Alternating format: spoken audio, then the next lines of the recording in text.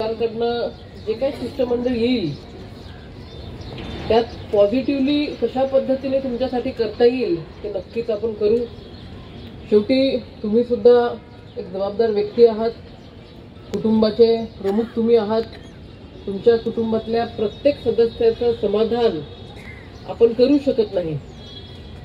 प्रत्येकाचं समाधान करायचं असेल तर कधी कुटुंब प्रमुखाला 2 पावलं मागे यावं लागतं, कधी 2 पावले पुढे जावं लागतं।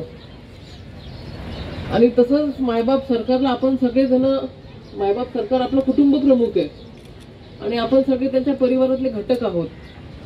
तुमच्या ज्या काही मागण्या असतील, 2 पावलं शासन मागे येईल, काही ठिकाणी 2 पावलं तुम्ही मागे या आणि अशा पद्धतीने जास्तीत जास्त आपल्या पदरात काय पडून घेता येईल त्यासाठी तुम्ही आम्ही सगळे मिळून प्रयत्न करूयात।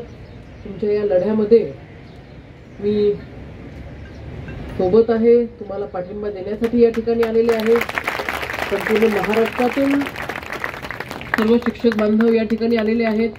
आमच्या मातृतीर्थ बुलढाणा जिल्ह्यातून सुद्धा जवळपास 48 शिक्षक या ठिकाणून आलेले आहेत।